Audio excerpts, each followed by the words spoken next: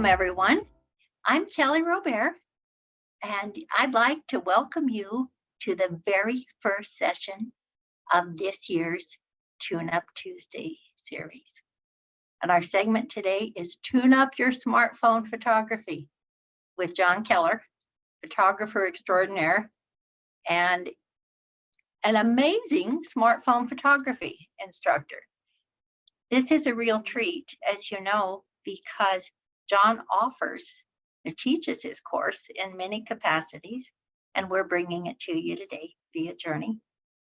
I'm just going to let John take over. If you have a question, go ahead and unmute and ask him, and we'll do a little wrap up at the end. So John Keller, welcome. Thanks for joining us today. Thank you, Kelly. I still don't have host privileges, though. I didn't give you host privileges? No, Well, that's not very kind of me. There we go. How about that? All right, let's see here. Oh, that's perfect. Thank you so much. Okay, Welcome. I am going to switch over to a presentation, which I hope you all received. If not, we can get it to you one way or another. But again, I'm John Keller. We've got a lot of content to cover today. A lot of things are going to be examples here, but I've also given you my email and my cell if you've got any questions along the way. And all of the pictures that you will see in this presentation were done on a cell phone. My wife and I just got back from a 3-week trip to Ireland and Scotland, and you can see some pictures here. I took along 2 cameras with me. I took along this monstrous Nikon, which is very heavy and not very practical to carry around, but I also took along an iPhone. I haven't seen all of the chats yet, but I asked if people could let me know what kind of cameras, cell phone cameras they've got, be it iPhone or Androids. So I'll try to make this presentation adaptable to both. And if you're an Android user and I haven't covered a question, please ask me. So what we're going to cover today real quickly is this, basically, and I'm not going to read all this because you can see it all, but there are a couple of things that I think are really important, and that is storage on your device, setting up your device for taking good pictures, and some apps that I passed out a handout on that will tell you other camera apps that work on your camera on your cell phone instead of the native app that you got with it. Now, for those of you that are traditional photographers and like to set things like shutter speed, aperture, and ISO, typically we can't set an aperture on a cell phone, but there are apps that allow you to set shutter speed and ISO. So for those of us that like to take pictures of waterfalls and get that nice frothy look, we can now do it with the cell phone. For those of us that have kids that or grandkids that play soccer and we're always getting blurry pictures, now we can set a shutter speed. So here's some pictures that I actually took 3-4 weeks ago in Ireland and Scotland, and these were all done with a cell phone. One of my favorite uses for cell phones is panoramas. I used to take my big Nikons and I would set up a tripod and I would painstakingly do these panoramas. Well, I use my cell phone for that now. I use my big Nikons for taking pictures of birds and things far away, but just about everything else I do on a cell phone because it is truly there. When I was asked by UNL's OLLI program about 6 years ago to put together a course on cell phone photography, I really laughed. I said, no, I said, it's not real photography. I said, I'm happy continuing to teach my regular photography classes and my scanning classes. But, you know, cell phone photography is not there. It took me about a year of investigating, and believe me, it's there. The Cliffs of Moher. And this is a cell phone picture, but it's edited on my big computer. So we'll talk about that too. I have put in some links for you all for both Android and iPhone users on what Apple says and what the Android people say about how to take pictures. But this is basically what you need for photography: a cell phone and a tablet with a camera. That's really all you need. You don't need a darkroom. You don't need a computer. You can get away with just doing this and doing editing on your cell phone or your tablets. There are some very useful devices, and I'm going to hold up one right now that I took take on my travels with me. And this is called a shoulder pod. And there's a wire connecting it to my computer so I can actually link up and show you what's on my screen in a minute. But this actually has a tripod screw on the bottom.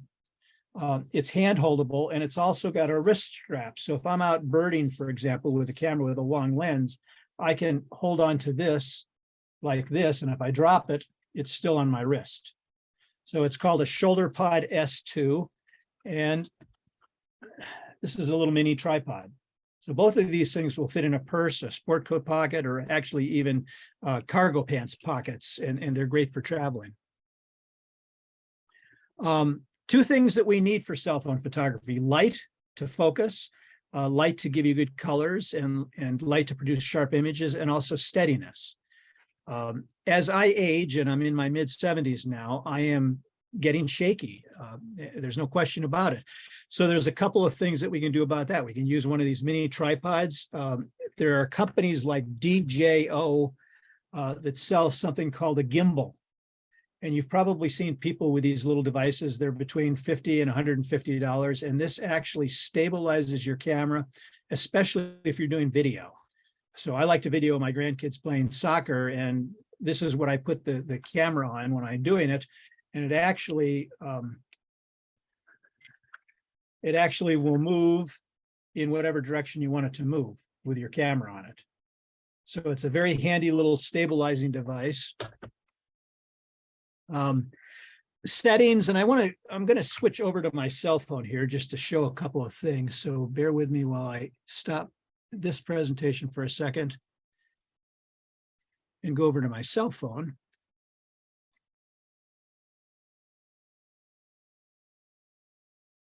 So hopefully you can see the face of my cell phone now. Kelly, nod. Good, thank you. All right, so here's the face of my cell phone, and what you see are all of the apps that I have on page one. If you look at the little dots across the bottom, each one of those is a page filled with apps. And for those of you that are not familiar with making folders, it's a good idea to put all of your like apps into a specific folder. You can see here that I've got so many apps for photography that I've got 3 folders. So let me just click on this one that I'm showing you with highlighted here with my arrow. This is my main photography folder. And in this, you see the native Apple app, or if you're using an Android, you'll see an icon like that for Apples, but you also see all of these other apps. And for those of you, again, that like to do traditional photography and sets a shutter speed or set an ISO, there are apps available at a very nominal cost, like $2, $3, up to $10 or $12, like Camera Plus. This becomes your regular camera app. So you don't have to turn on the app that you normally use, but we can go into Camera Plus, for example. And if you can see, I'm looking at my computer screen here, actually. This actually has a lot more features than the native, in this case, Apple app. And down at the bottom here in the middle, we've got shutter speed and ISO. So we can change those. There is a sort of a rule of thumb in photography that we can stop a person walking. We can freeze that motion at 125th of a second. Well, you can't do that with your native camera app, but you can do it with this app. We can just click on that, and then we can set our shutter speed for 125th of a second. Or if we're taking pictures of hummingbirds, we can set it for 1,000th of a second.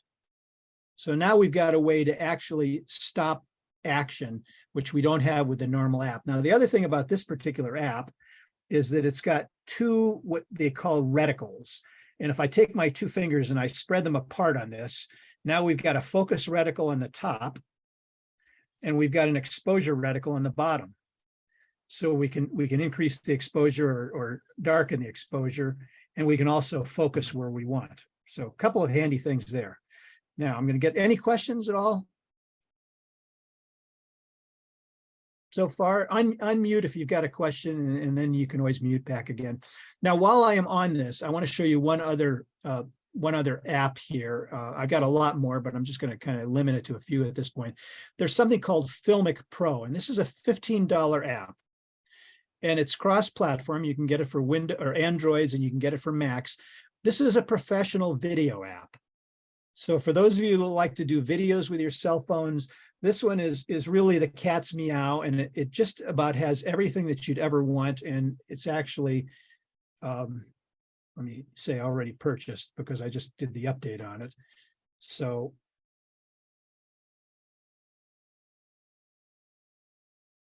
well, it's not going to let me get into that there without re-upping it.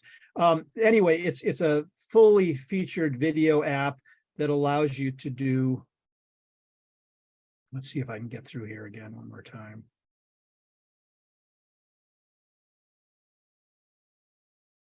Well, I'm sorry, I have to look into that later. Anyway, that's a video app. Oh, here we go. It came up. All right, so this actually has several features on it, like dual view meters here, for example. And you're seeing a lot of things from my screens there. It records in stereo. It's got focusing reticles, just like the other one did. And it's also got different features like shutter speed, aperture, ISO, and different functions that you won't find on your regular apps. It allows you to set 1080p, for example, or 720 or low resolution, but that's another app that those of you that like to do video might consider. So we're going to switch back to my regular presentation here.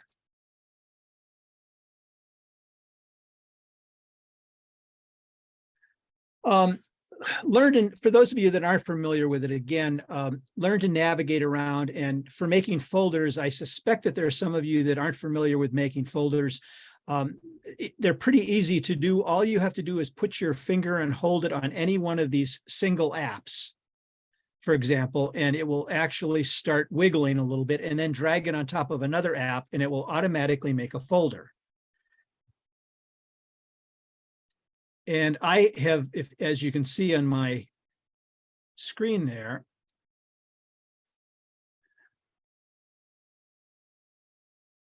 I have folders for photography. I've got a folder for genealogy, for example, for all of my genealogy programs.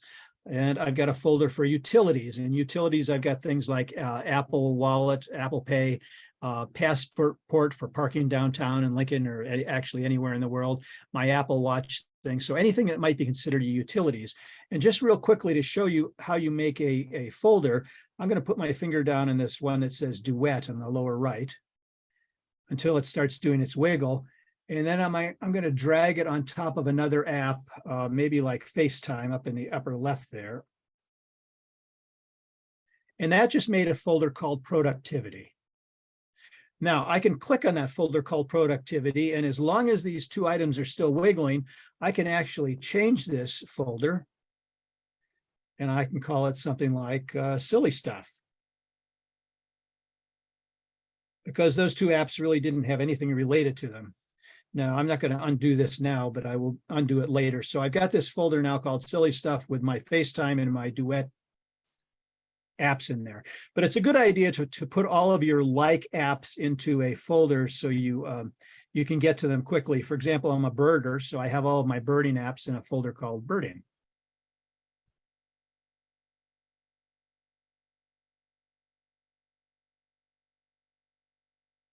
I'm going to get back here to my presentation. So folders.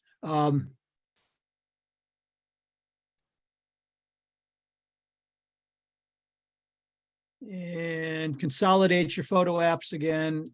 The other thing that is really important on your devices is storage space. And this isn't just for your cell phones or your tablets. It's also for your computers. It's all for electronic storage devices, even little portable hard drives like this. You want to keep a minimum of 10% free space. My 93-year-old mother, who is a fabulous cell phone photographer and an iPad photographer, is forever running out of space because she actually bought the lowest possible capacity iPhone and iPad, which I thought was a silly thing to do in the first place, but she wanted to save however many $100 it was at the time. So I actually got her a little device called an iOS flash drive. And I think that's on the handouts that I sent you under gadgets. But an iOS flash drive will plug into the bottom of your device, and you can offload your pictures and videos and store them. My recommendation is always to consider, before you buy a cell phone and a tablet, how much storage space you might envision needing over the next 2 or 3, 4 years, so you're not constantly running out of spaces. But if you do run out of space, there's a good chance that you will corrupt the existing data and perhaps make it impossible to even retrieve your data. So 10% free space. And how do you find that? Well, on iOS devices or Apple devices, if you go into Settings and you go into General, and then you go into About, it will tell you the name of your phone if you've named it. Otherwise, it's just going to say iPhone. It'll tell you what software version you're on, and I would recommend keeping up to date on that. It will tell you the model name. Now, this is my last cell phone. I haven't updated this slide. It'll tell you the model number, and if somebody hasn't blanked it out like I did, it'll tell you the serial number. And also, for those of you that are Apple aficionados, I can't recommend high enough, and I don't have any vested interest in this. I can't recommend high enough getting Apple Care. I'm a swimmer. Since my quadruple bypass a year and a half ago, I swim 4 times a week now down at Genesis. And 2 weeks ago, I collided with somebody. And I was raising my left arm just as they were raising their left arm and coming the other way, and it broke my Apple Watch. Smashed it to smithereens, and Apple Care replaced it in 24 hours before we went out to see our kids in Colorado. So I've had a couple of instances over the years where I've had an Apple graphics card go, and I had Apple Care on that device, and they replaced it again within 24 or 48 hours. So it's an insurance policy, but for my wife and me, it is the only insurance policy really that we buy on devices. We don't do it on cars or washing machines, but I do it on Apple devices. Going down here, it tells you how many songs you've got on here. It tells you the videos you've got. And then what's really important, where I was talking about originally, was it tells you the capacity.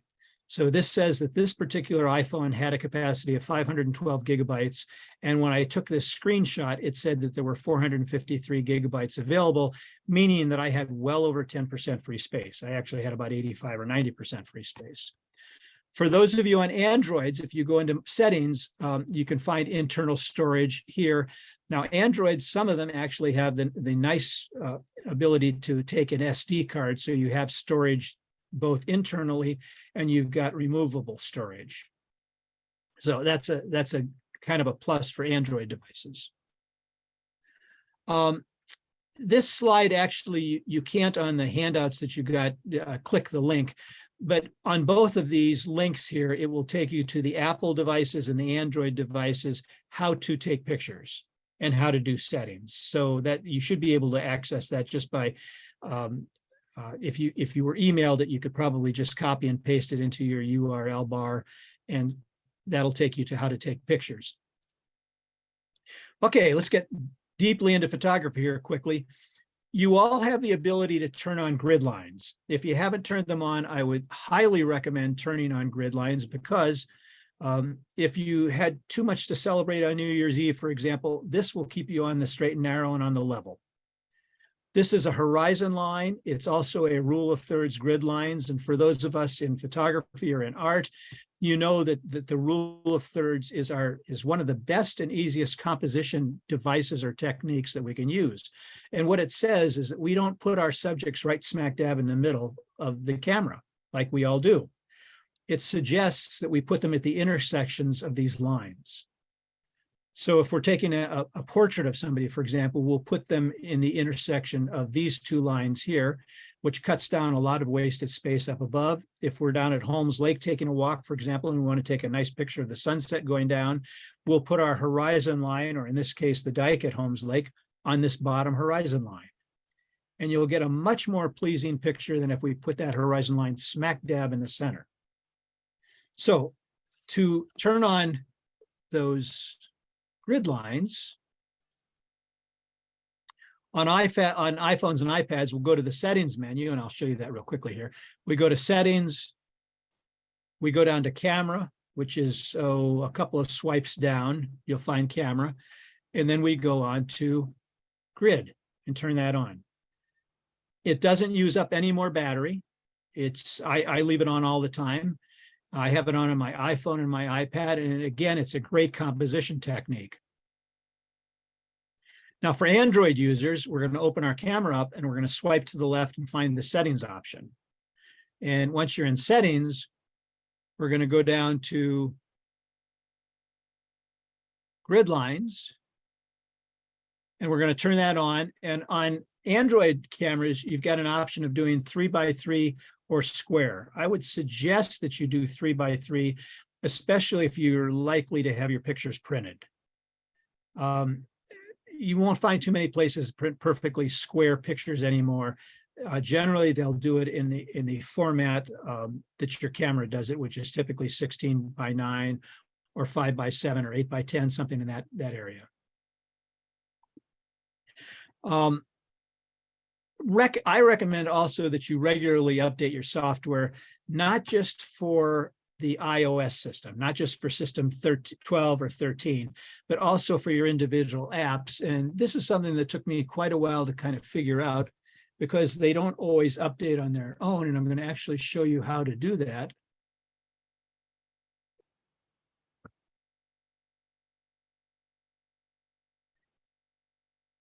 If we go to our app store, and I'm on an iOS device, an iPhone or an iPad, and we click on that app store,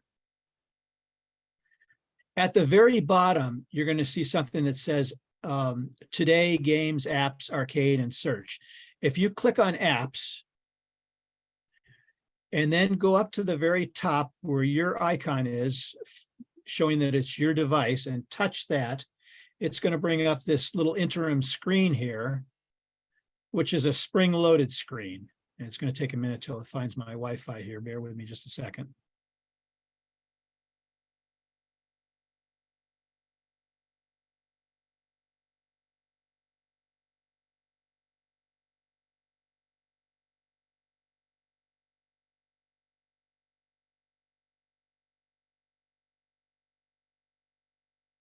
Well, while that's trying to load, when it does come up, and I suspect you may be, I've got a lot of things going on here, so it's a little bit slow. But when this screen comes up, just grab it anywhere by your finger and slide it down and let it go. And it'll spring back up. And on the lower right, you're going to see apps that need to be updated. So, and I'm not quite sure why I'm not, I think I'm using up all of my bandwidth here in the presentation, so it's not letting me show you on my phone.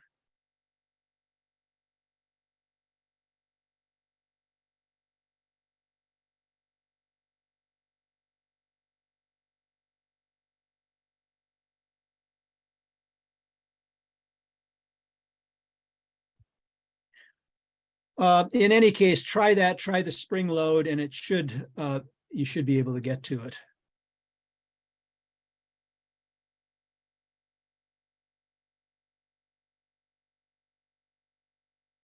Privacy settings on your phone. Make sure, those of you that downloaded Snapseed, I suspect that you had something come up that says, do you want to allow this app or Snapseed access to your camera and also to your photos? You should have seen that. Say yes. It's not going to let the FBI into the back door of your cell phone. It's still going to be very secure. If you notice here, this is a copy of actually my iPad privacy settings. I actually have them all turned on except for Facebook. I don't want pictures that I take automatically going up to my Facebook account. So I do that on my own. So privacy settings and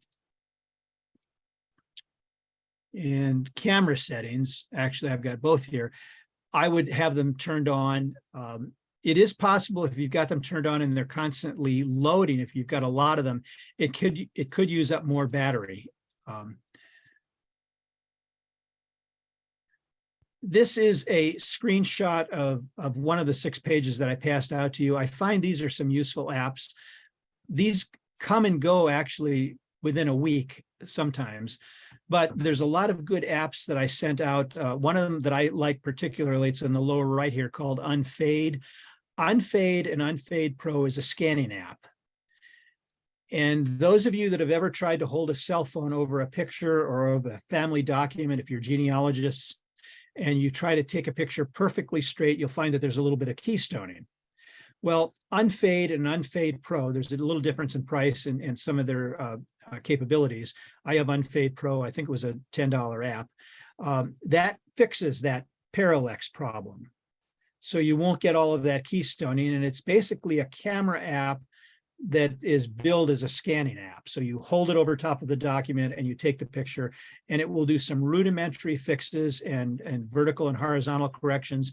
It'll also do some brightness and darkness corrections. So it's a very good app. Some of the other apps that are on here, like Camera Plus, I showed you earlier, that's the one where you can adjust the shutter speed and the aperture. But there's a lot of useful apps here. All right, the $10,000 question, or actually the $8,000 question here, which is the cell phone picture and which is the Nikon picture? And I'll tell you, one of these was taken a couple of years ago with a iPhone 10. And the other one was taken with a Nikon. One of the pictures was taken at Fort Donelson, which has the unique history of being the site of the first Union victory. And it was a Nebraska regiment that saved Fort Donelson. So there's the answer. The one on the left was taken with a Nikon D5 and a lens and when about $8,000 worth of equipment. And the one on the right was taken with an iPhone 11 with a 2X lens. Now, when I say that I've used a different lens, there are a couple of companies out there that make clip-on lenses. So this is a Ollie clip lens, and they are out of business now. I'm showing this because I haven't bought the other lenses that are available from a company called Moment. So Moment makes add-on lenses to the existing lenses on your cell phone. Those of you that have iPhone Pro models typically have 2 or 3 lenses, depending upon the model that you've got. But you can add another lens over top of that and get a telephoto effect, even more than the built-in one. And you can also add another lens that'll make it a fisheye. So you can get a tremendously wide angle to look at.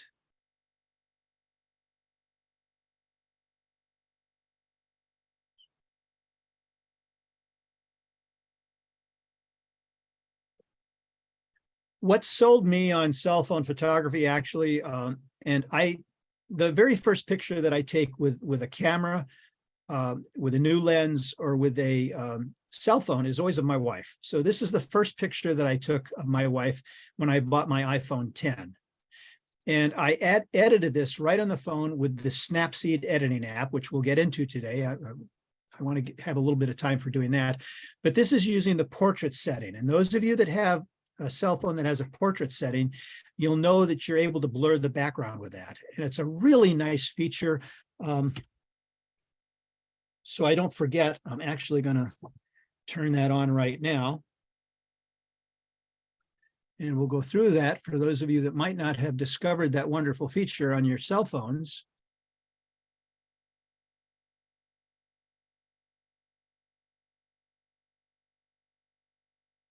So I don't have any subjects in front of me other than my microphone, but what I'm going to do is I'm going to go into this folder that actually has my Apple cell phone app. So we'll click on the app, the native Apple app. And if we go down to the bottom here, we have all of our options. We've got, this particular is an iPhone 13 Pro. So we've got a few other features than the regular ones do. We have time-lapse photography. We've got slow motion. We've got cinematic. Cinematic is the video equivalent of portrait mode. That allows us actually to set a focus wherever we want.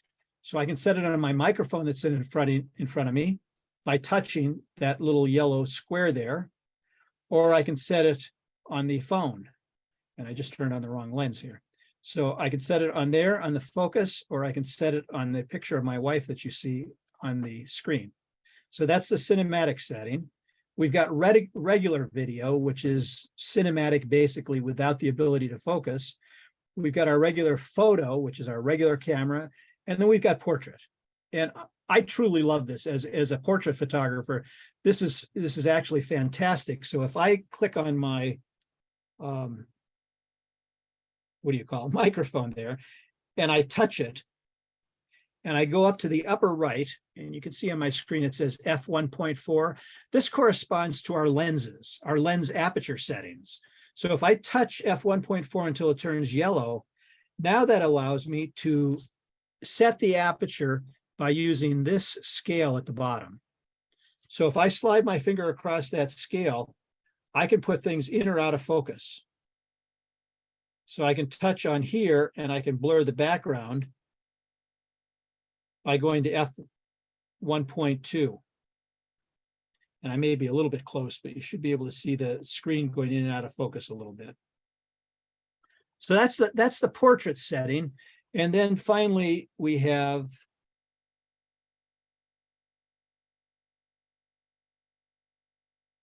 get out of this. We got the panorama setting. And while I am here, I want rather than switching back and forth again, this is the panorama setting. I'm going to aim it over here at my other screen, and you can see my messy bookshelf behind that.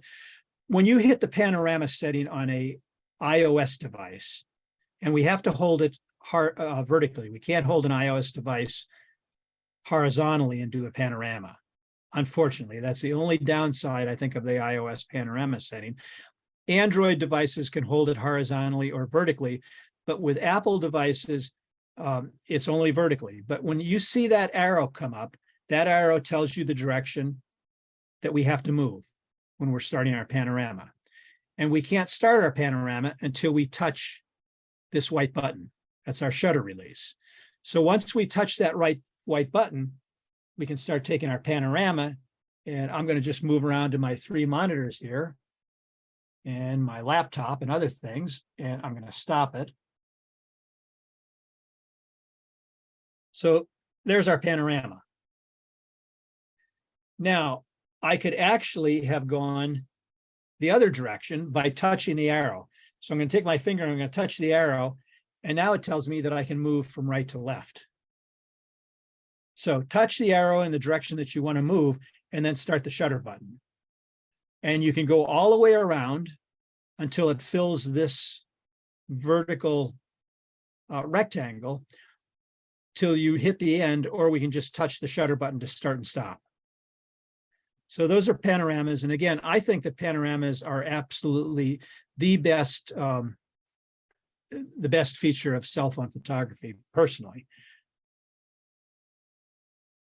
So any questions about any of those particular settings on your cell phones?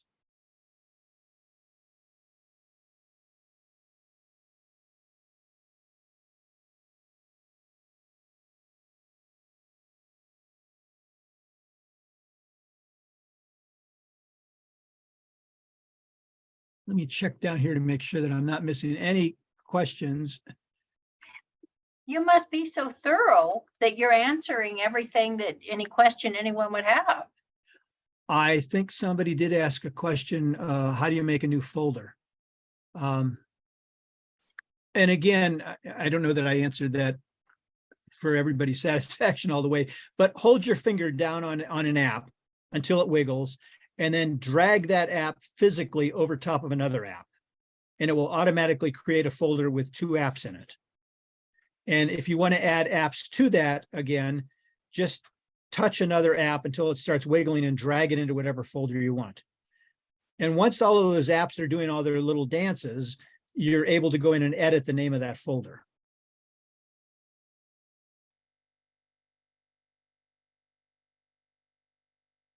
All right, so let me move ahead here.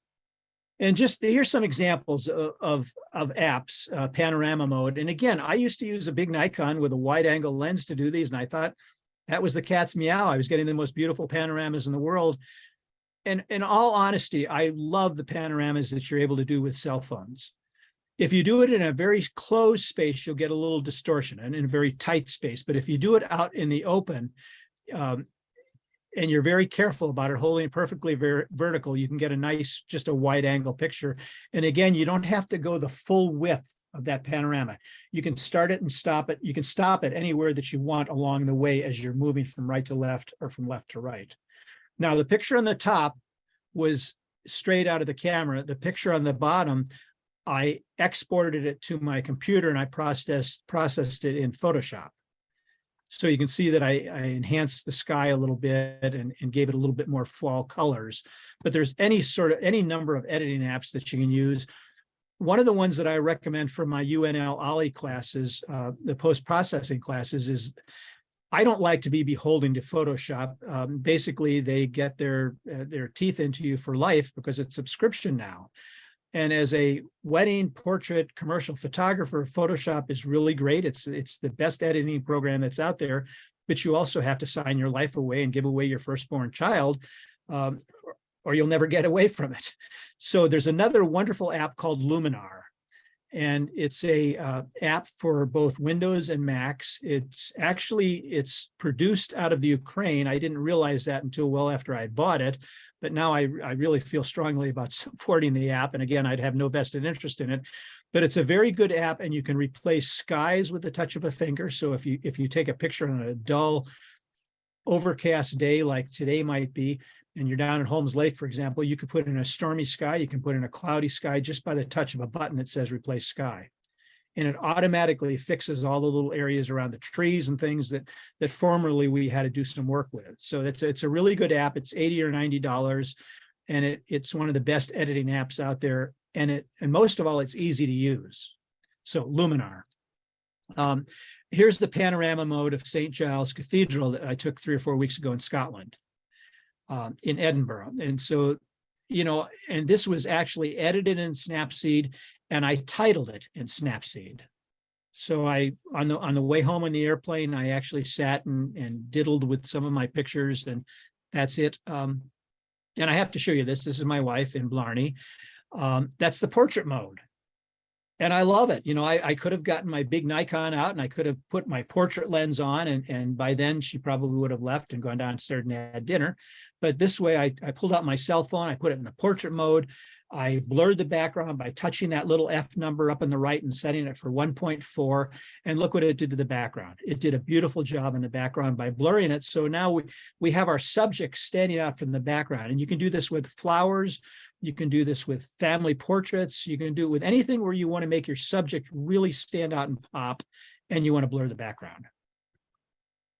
Now, the other mode that's really good is the low light capability. And on the newer ones, this is automatic. You won't see it unless your lights are off, and then you'll see this little icon in the upper left that comes up in yellow, and it'll tell you, in this particular case, it says 1 second. That's how long the exposure is, but it has a built-in stabilizer. So if you're taking pictures in low light without a flash, this actually stabilizes it. So conceivably, you can handhold most of your low light pictures without putting them on a tripod. Perfect. John, excuse me. Dennis would like to know if you need to go slow or fast to do panorama. It will actually, that's a good question. It'll actually tell you. It'll say slow down or speed up. Mostly it's going to say slow down, but don't go too slowly. It does a very nice job. So you can go at a normal rate, maybe just like I am moving now, to take a panorama picture under normal light. Just try to hold it as steady and as vertically as possible. Most people that I see when we're doing this in an outdoor session hold their cameras a little bit at an angle. So they're holding their camera a little bit like this, but try to hold it as flat on as possible so you get as little distortion as possible. So know your gear and know your apps. And this really is a truism. Smartphones are only as smart as we are. So learn the navigation, learn your apps, go out and practice. It's like the piano. You take a lot of pictures and you'll get used to what you're doing. And now I'm going to show you something actually that I should have shown you when we first started. I totally forgot it, but it's one of the most important things we're doing here. We're going to plop back over to our cell phone. And I am going to open up my Apple app, which is this camera app. Now, I'm looking at my microphone right there. And if there was a person here, and actually, Kelly, if you don't mind, I'm going to actually hold this up by you. And you can see that square that comes up. I hope you can see that square, which is where the camera is trying to focus. Now, I can actually move that square to me and touch and hold it. And you saw what happened, what came up here. It says AEAF lock. That stands for auto exposure, autofocus lock. And that's going to hold on to that exposure, and it's going to hold on to that focus until I tap my phone to turn it off. So where is that useful? Well, let's say we're out doing a selfie of our families and we want to set our cell phone up on a tripod and go get in the picture ourselves. Well, that's where you might want to use autofocus, exposure lock, and autofocus lock, because that will stop it from seeking where you're walking around and trying to lock onto you, and it'll keep the focus where you've set it. Now, a couple of things that we can do once we're there. We can go to Amazon and buy this $5 remote release, which works for Androids and iOS devices. And this will use the shutter release up to 30 feet away. So I can take my picture and I can turn this thing on. Let's see if I still got battery power in here. And you might be able to see this click. Yeah, so that just took a picture. Well, now the other thing that's really nice, and I'd ask for a show of hands, but I can't see all your hands. But just pretend. Raise your hands if you've got an Apple Watch. Well, if you've got an Apple Watch, there's a wonderful little app on it that's a native thing called Camera Remote. And you could turn on, and I'm going to see if I can turn this on here. I'm going to lay my phone down.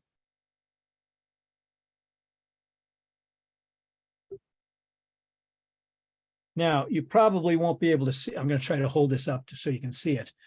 My Apple Watch is actually showing you what my cell phone is seeing.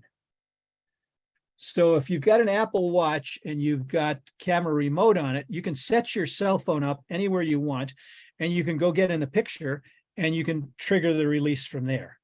So that's nice for composing a family selfie picture, or it's just nice, for example, when my wife and I were in Ireland and Scotland, we set our cell phone up at various locations in front of castles, and I would just trigger it with my Apple Watch.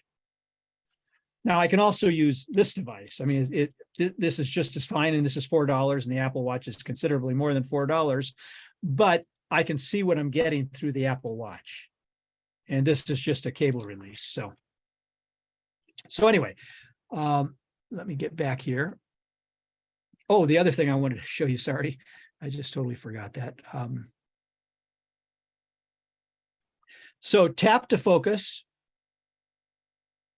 Tap wherever you want to focus. So if I want to focus, for example, on my microphone here, I'll touch that and you see the square came up on that.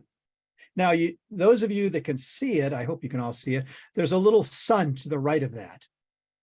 Well, that sun means that we can change the exposure by swiping up and down. So if I swipe my finger up and down on my cell phone, I can make the picture brighter or darker. So touch to focus, swipe to expose, and then rather than having to press this silly big white button here, we can use our volume controls down here to take the picture. So we can press the volume controls and take a picture. Either one, volume up or volume down. And that's really great. And unfortunately, you're not seeing my phone change, but I'm holding my camera horizontally now. This is great because we no longer have to push that white button and shake the phone, but we can just press our thumb here and do beautiful landscapes. So touch to focus, swipe to expose, and use your volume controls. Oh, John, it looks like Denise might have a question. Okay, fire away. Where is it? Is this do you have to go slow or fast? Or is there another question since then? No question. I'm sorry, I thought I saw your hand up. Okay. I did get one about how do you zoom in, or can you zoom in on a panoramic iPhone 12? On the iPhone, on the later iPhones, you can use any of the lenses that are available. One thing that I suggest that you don't do, and I'm glad somebody used that magic word zoom, I am not a big fan of swiping my fingers apart to zoom in unless I'm taking a picture of a rattlesnake or something that's dangerous. Because the minute that you do that, the minute you swipe your fingers apart,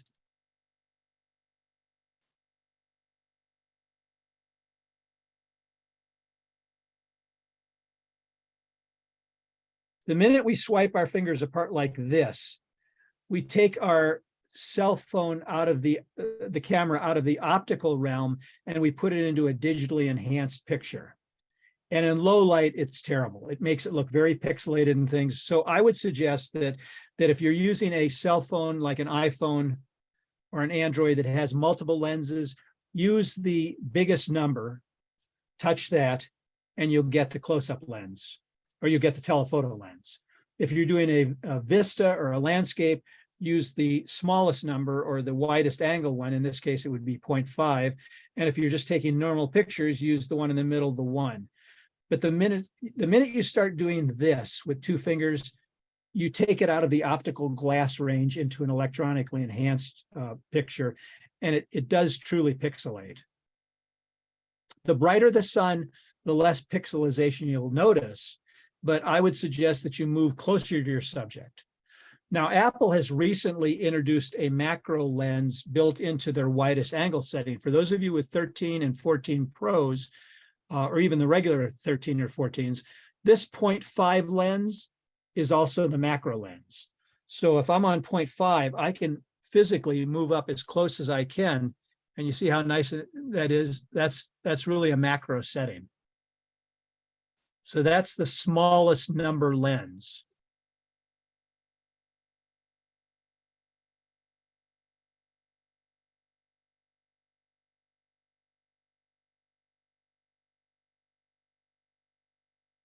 Now, real quickly, I'm just going to go through a couple of these things. Again, for single subjects, I would suggest holding your camera vertically. And you see there, I've got my grid lines. My wife's taking a picture of me by my piano.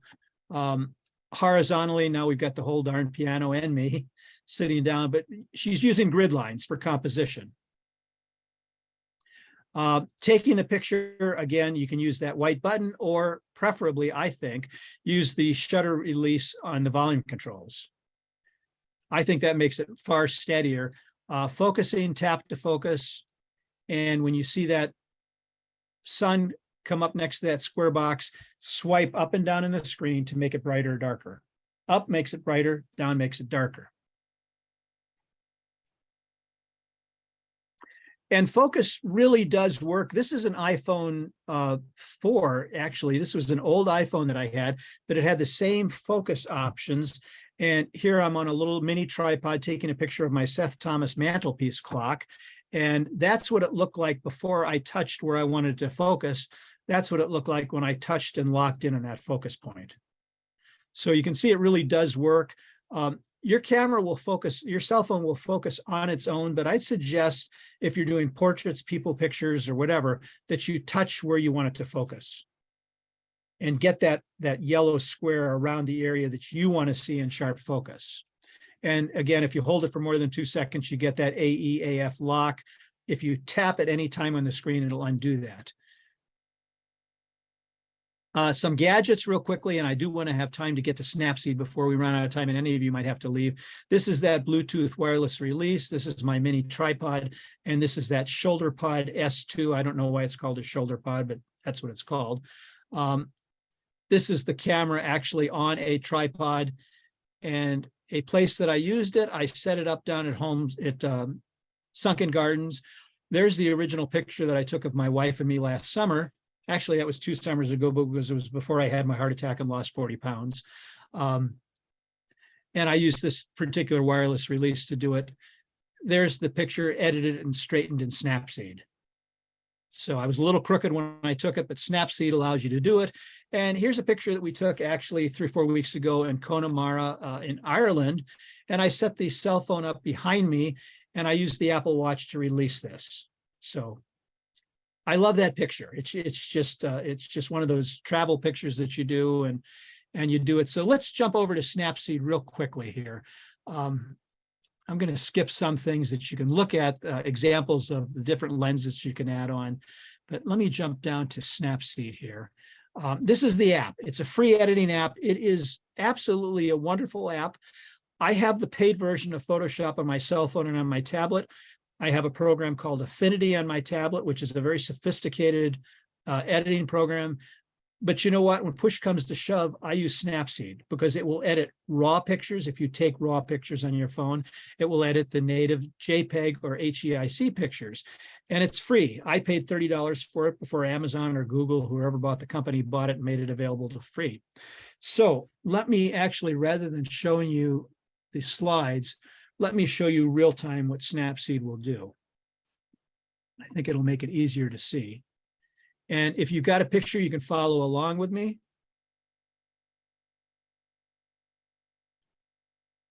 So in my photography folder, on the second screen, I have a couple more apps. There's Unfade Pro, the scanning app I told you about.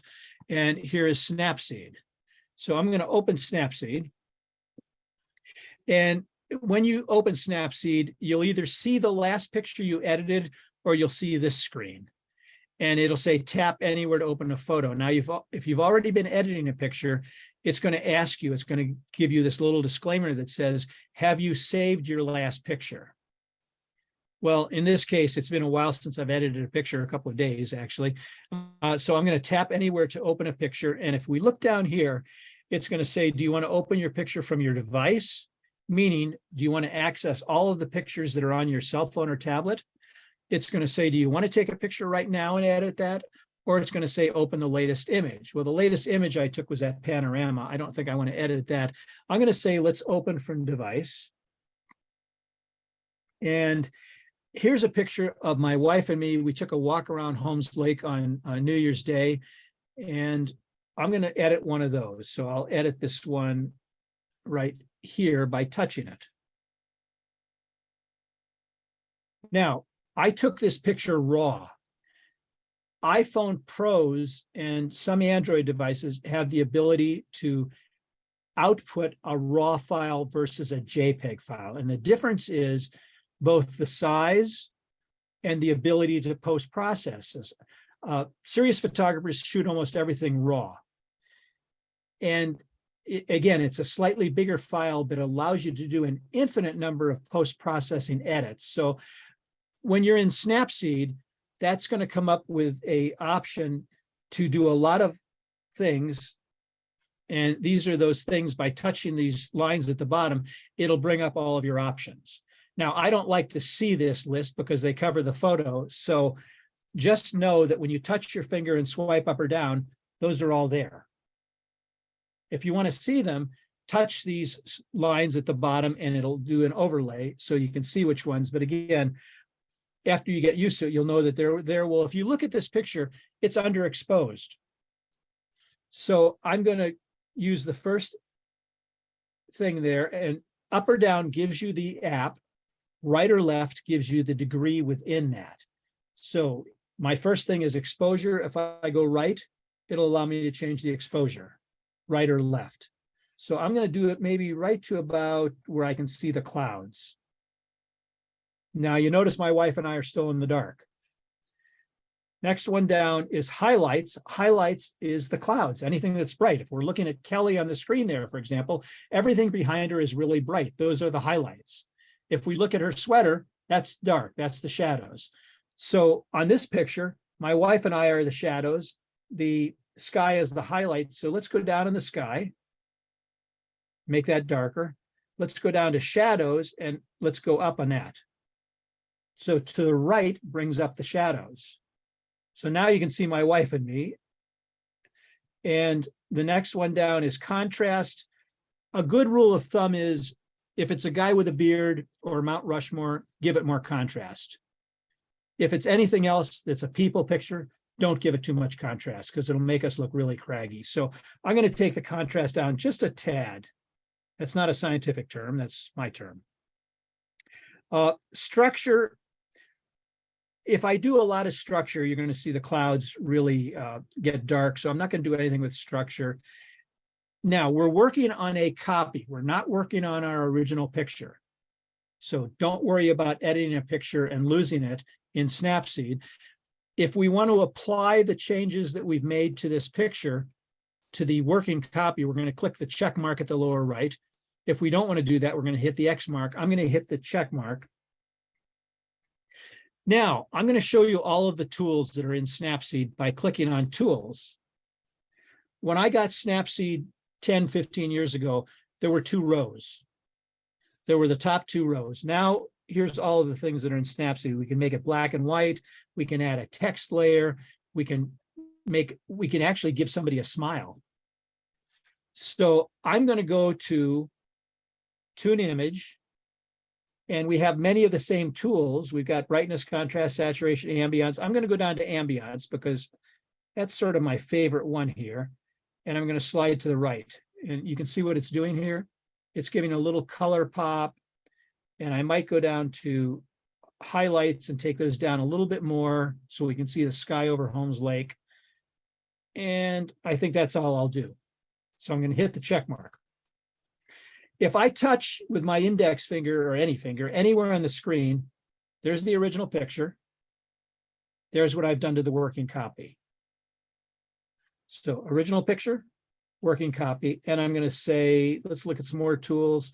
Let's maybe crop this so that you can see us. And by gosh, what comes up with the rule of thirds.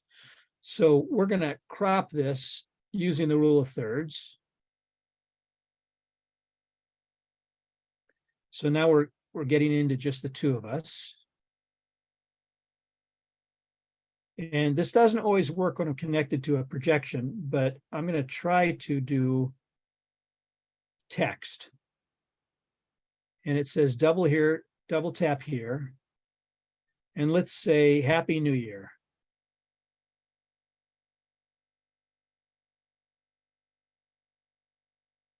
(2023). Oops, wrong year. And we'll say okay.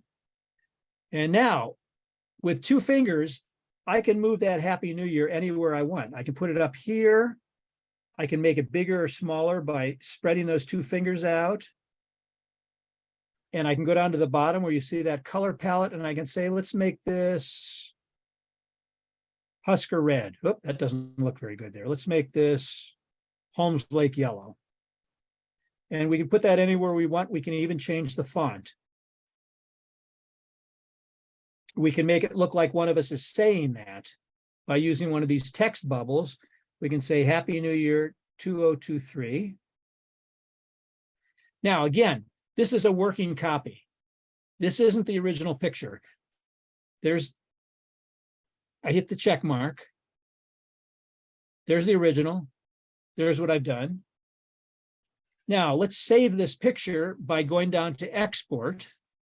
And that's going to give us 5 options. The 3 options at the bottom are your save on your device options. Save overwrites your original file, which I personally never do. Save a copy saves this picture, but it allows me to remove the text layer or any of the other layers that I've done. And export crunches all of those layers down and makes a permanent copy. So I've just saved that. Now, the other thing I can do, for those of you that are Apple people and you've used AirDrop, and I don't have time really, we're sort of hitting the end. If anybody has to go and has questions, please let me know. Otherwise, I can continue with this if you've got time. I can AirDrop this to my wife, who I think is in the next room over. So down here is AirDrop. For those of you with Apple devices, AirDrop is the most wonderful way to transfer files within 30 feet. So if I hit AirDrop here, actually I can see her. She's within 30 feet of me with her iPhone or iPad or computer. I can click on AirDrop and it's going to say waiting until she accepts it. She just accepted it. So she's got that picture. Now, if she didn't accept it, I couldn't have sent it to her. So AirDrop is not an unsafe transfer method. You have to have the person at the other end say they accept it. I love doing this at restaurants. For example, I will send a anonymous picture of a mountain or something, and you can see who has Apple devices by them all of a sudden. And she just sent me a picture, actually. She sent me a picture of my grandson. So I'm going to say accept. So there's the picture she just sent me from the other room of our grandchildren in Colorado. But those of you that have never used AirDrop, go into settings. You've got 3 options. You've got AirDrop off, you've got contacts only, and you've got everyone. I have it turned on everyone so that, again, if I go to a restaurant, I can send anonymous pictures to people and they can accept it or they cannot accept it. But it's always fun to watch people's heads sort of look around like, who's trying to send me this picture? But for practical purposes within a family, for example, it's a real easy way to, as you saw, my wife just sent me this picture of our grandkids. So it's a very easy way to share things. For those of you Mac, iPhone, iPad users, you can share enormous files. For example, I wrote this presentation, I actually wrote in Keynote, which is Apple's version of PowerPoint, and I transferred it via AirDrop from my laptop to my big computer. And I can also transfer it to my iPhone by AirDrop. It does it very quickly. So there's the picture. And let me see if I can find something else that you might like. Picture of my daughter in Colorado last week. And let me go in here in Snapseed real quickly and say open. Now, this is what I mentioned earlier. It says, do you want to open image? And this is sort of a fail-safe to remind you to save your last edits if you want to. If you don't want to, you can just say open, and it'll open up another device and throw away any of the edits that you have not saved. So I'm going to say open. I'm going to say open from device, and I'm going to find that picture of my daughter that I was just looking at. And I'm going to really quickly do some edits here. I'm going to say tune image. I'm going to brighten, or I'm going to actually darken the highlights behind her, the sky. I am going to bring up the shadows. Now, if you look carefully in her glasses, I asked her to stand like this so I could take a picture of my reflection in her sunglasses. So that's me taking a picture of my daughter with my cell phone. And I'm going to go down to ambiance. And I'm going to just give this, a little bit more ambiance like that.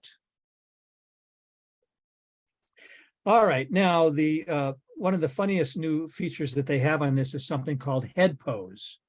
So I've gone down to my tools, I've clicked on head pose, and now you see this arrow that comes up, these arrows, we can actually move her head around by moving my finger. And I can sense that some of you are laughing, even if your cameras are turned off. Okay, so that we can change the direction that the person's looking, but we can also do a couple of other things. We can do down here to the bottom, and we can click on pupil size. And if she had no glasses on, we could actually make her eyes bigger, but I'm going to go to smile. Now, if I go right or left on this, I can give her a little smile. So we can do smile. And now there's something called focal length. And for those of you traditional camera users, you know that a portrait lens is somewhere in the 80 to 135 millimeter range. And when you're up close with a cell phone, you sometimes get pumpkin looks because it makes people's face look rounder when you get up too close. So we can actually go into focal length here, and we can make this face a little slenderer or not. So we can change that, and you can see the shape of her face is changing. I don't use that one very often. So I'm not going to change anything with this. I'm going to click on the X here. And let's see if there's anything else. There are other things you can do. You can do selective real quickly, which I'm not going to get into, but I'm going to actually show you, draw your attention to these three dots in the upper right. If you click on those, there are tutorials. So I know that we only had a short time today together, and probably a lot of this you might not remember, but if you don't, you can click on the tutorials in Snapseed and you'll get free tutorials online. Or you can do YouTubes. There's a lot of YouTubes. Now, up at the very top also, there is this these mortar boards with an arrow. If I click on that, that's going to allow me to view my edits. So I can click on that, and in the lower right, you're going to see that I did two things. I actually did one thing. I used tune image. Now I can go in and undo that, or I can leave it the way it is and go down, click on the arrow at the top and go down to export.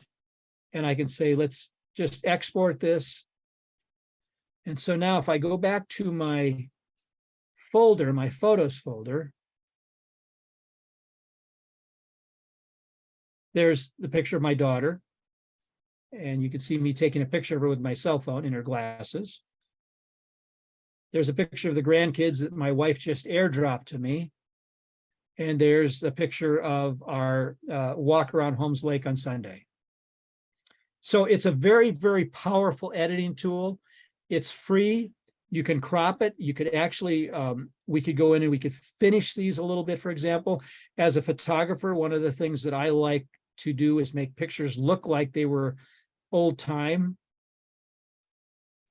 So I could take this picture, for example, and I could go down to frames, And I can bring up this old Kodachrome or Kodacolor frame and put it around her. Or I can take any of the other frames that's available down at the bottom, for example. I could do a white frame, but again, I'm partial to this film frame. So I'll save that. And now I'm going to export that. So now I've got two edits of that picture of my daughter, one without a frame and one with a frame. So let me go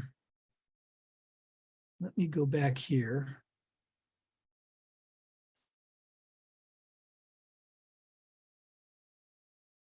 And I'm going to open up my chat window and see if there's other.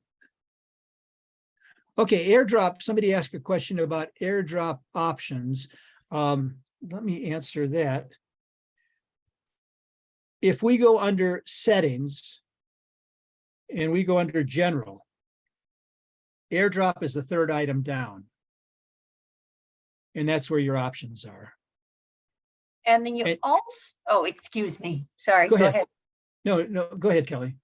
I was just going to say, I'll let you finish that. You also had a question on organizing photos and just a recommendation on putting photos in albums and keeping them organized. I'm assuming that the person that asked that is referring to albums on the cell phone or on the tablet, not printed ones. So let me address that real quickly. Then we have a couple more after that. Goodness. Oh. Okay, so organizing our photos. You have the ability to make albums on Androids and on Apple devices. And at the very bottom, you should have something that says photos for you, albums, and search. If we click on the blue plus, you can create an album. And then you can just create the album and drag photos into that. Or to add photos to an album, we can click on this sort of general disposition icon, which is a box with an arrow in it. And I'm going to actually turn back on my phone in just a minute and show you real time. But if we click on that and we drag down below these options that you're all familiar with, if you drag down, you'll see the option to add it to an album, add it to a shared album, duplicate it, or go down even further and you can print, or you can do a lot of other things. So let me actually go into my phone again. And I wish I could have both these on at the same time, but Zoom ain't there yet.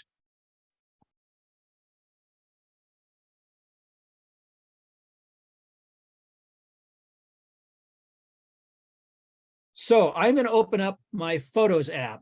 And I haven't put that in my Photos albums or Photos folders, you notice, because I sort of consider that a standalone app and I don't want to have to dig for that. So I always keep photos out of an album. But if we go into Photos, for example, here's this picture of my daughter. And I'm going to go down to the lower left to that box with the arrow. And this is what you typically see come up. And if those of you that have never dragged down to the bottom of that, swiping up, now we can say, let's add this to an album. So I can go into my albums, and here's some of the albums that I've made, and I should have one called Family somewhere, I think. If I don't, I'll make one.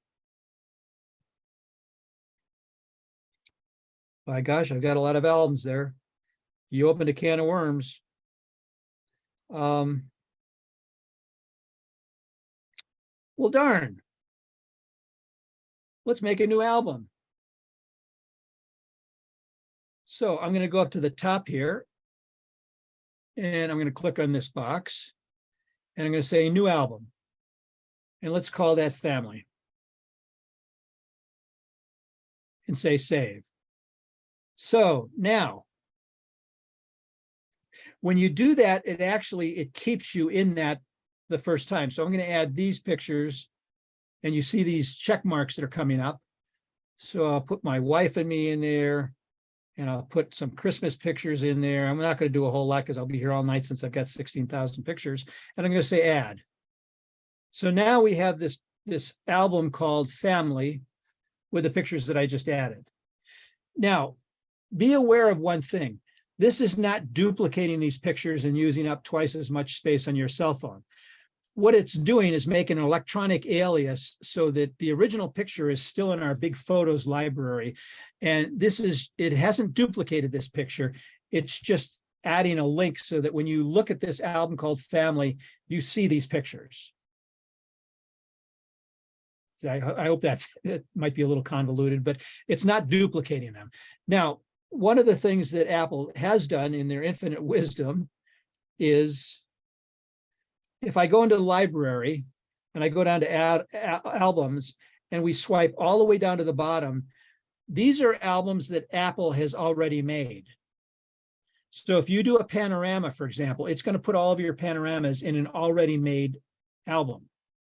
So if I click on panoramas, here's the panorama that I just made, and I'm going to get rid of that. I don't want that one in there. So we'll delete that. And you notice what it says. It's going to be deleted from all of my iCloud photos on all of my devices. So we'll delete that. Now, here's the rest of my panoramas. One from the Scottish Museum and the St. Giles Cathedral, and all of these other panoramas that I've made over the past however long I've had my iPhones. So that's one. One of the other albums that it made were live photos. If you have the option to turn on live, I would suggest you turn it off because it uses a lot of space, and I don't like that feature. So videos, it actually also does all of these videos.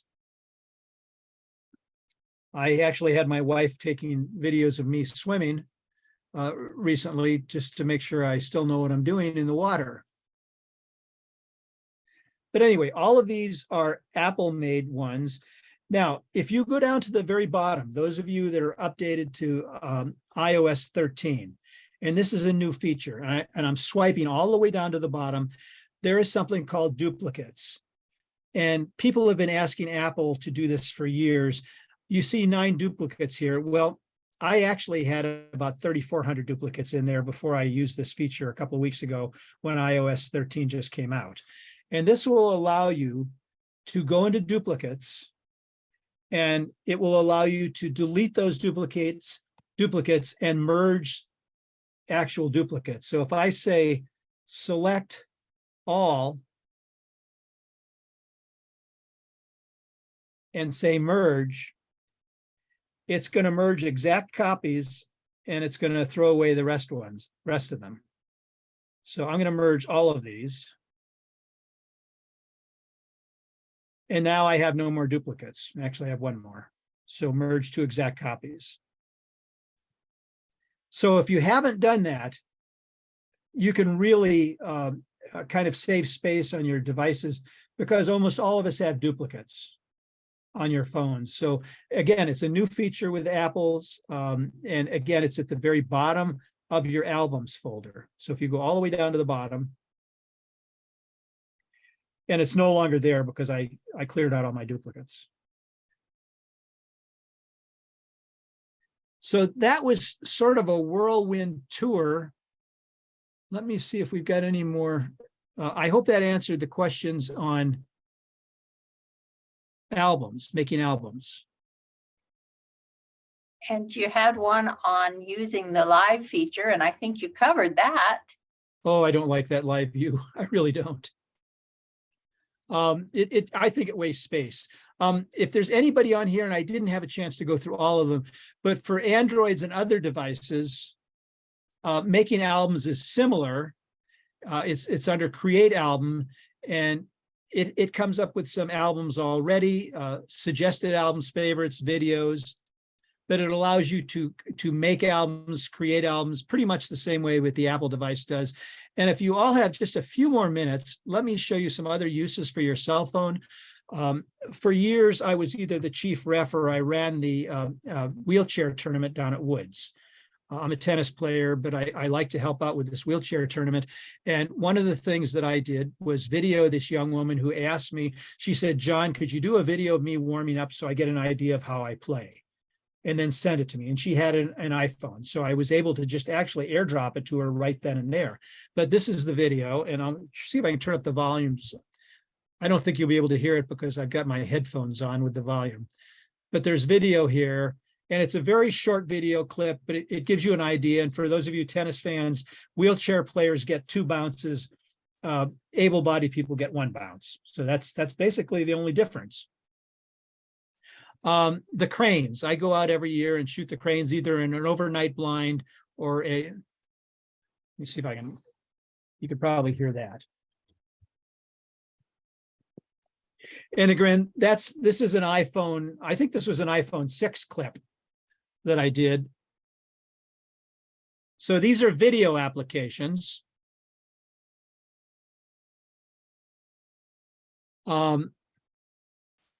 Time lapse is wonderful. Down at Woods, we used to have air-filled bubbles, fan-fed air-filled bubbles, and we took those down about 4 years ago when we erected the big structure.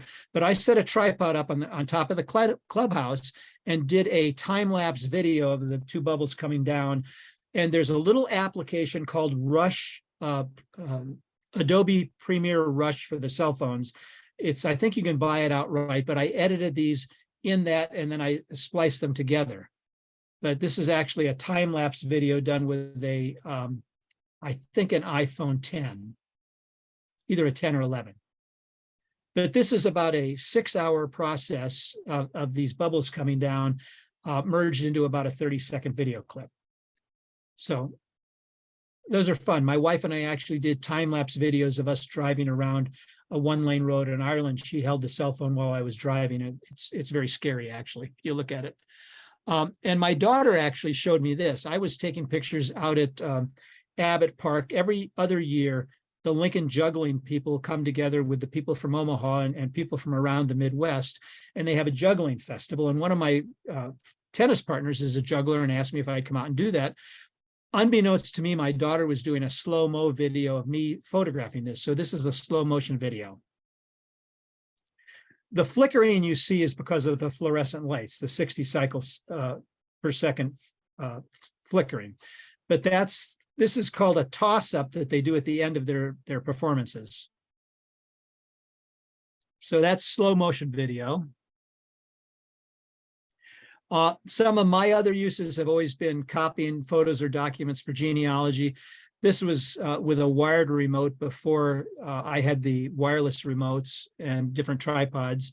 This is a picture actually of my paternal grandparents in 1912 in Atlantic City when they were courting before they got married. So I copied that and I uploaded it to the genealogy program that I use. As I age and my eyes get bad, I actually take pictures of things like watch batteries, and then you can just zoom in with 2 fingers and blow it up and you can see what the number of the battery is you need. So a lot of good uses. If you're a wine aficionado and you go out to dinner, you can take a picture of the wines that you like. My prescriptions for my eyeglasses, my contacts, I keep in an album.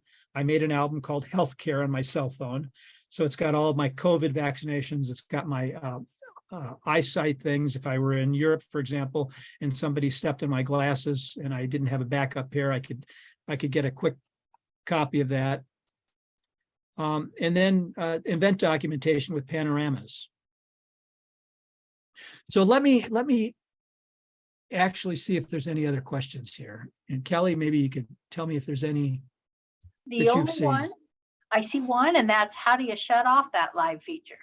Since you don't since you don't like it, how do we shut it off? Oh, I absolutely hate it.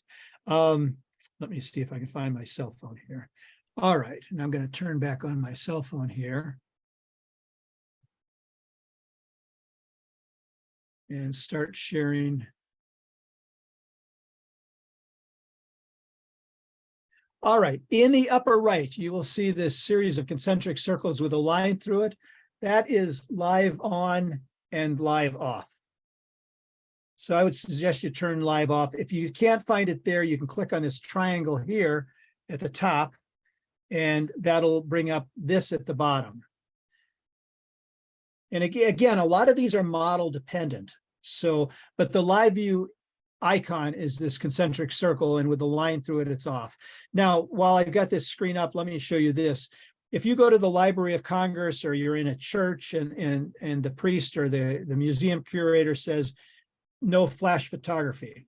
Well, you all know that cell phones actually, in the dark, the flash comes on automatically.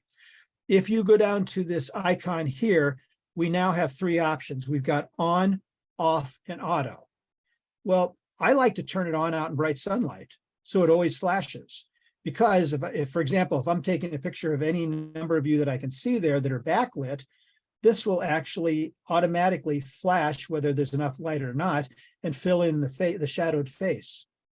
So it's a very nice way to do fill flash. If you were, again, in a church where the priest says no flash, you'll want to go over here to flash off. Otherwise, a bolt of lightning will surely strike you. So I would suggest you hit flash off in museums, in churches, or places where people don't like flash. If you wanted always to fire, turn it on to on, and you'll see this icon now on. Or if we want it on auto, we can turn it on auto, and you'll get a flash that's white, an icon that's white. So if it's yellow, it means it's on all the time. If it's off, there's a bar going through it, meaning that it will never flash until you turn it on. So by default, I'm going to leave mine on off because I tend not to like it to flash. I don't want it to warn my grandkids that I'm going to take a picture of them. Sometimes it'll do a little pre-flash. So perfect. And I think the very last question here is, can I make a picture from a video on iPhone 12? I think that you can. I think you have to be playing the video and then tap it, and it'll stop that picture. So if I can call up a video by going into albums, I go into videos and I hit a video of, let's see, maybe a Christmas video here.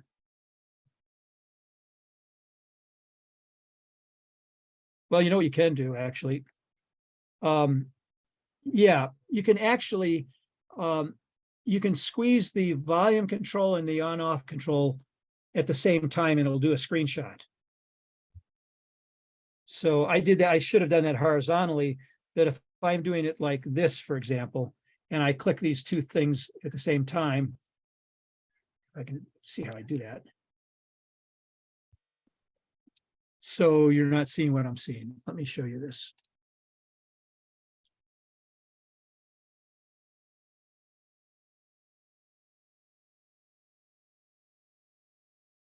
So there is actually a screenshot from a video that was rolling. Unfortunately, I didn't have this going when I was showing you that, but I can save that. And then I could go in and I could crop that in Snapseed. But if you click the two buttons, if you hold the two buttons together at the same time while a video is rolling on your phone, and it's probably best to do it vertically, horizontally, that will take a screenshot of that picture.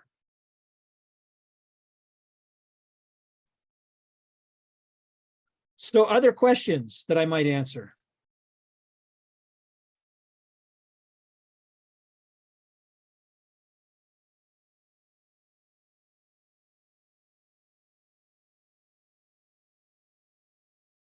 Kelly, any other questions? Sorry, I was trying to unmute myself. I said, I do not see any more questions. John, I think you've been very thorough. All right. And again, go through, I didn't cover everything that was in here. I didn't cover the area on composition. I alluded to it with the rule of thirds, but there's a section towards the very end in composition. There's several different kind of techniques that you can do in composition.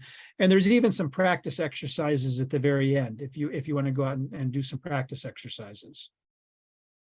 But okay. Thank you, John. Thank you for not just your time, but all of the extra time today and all of the tips and tricks.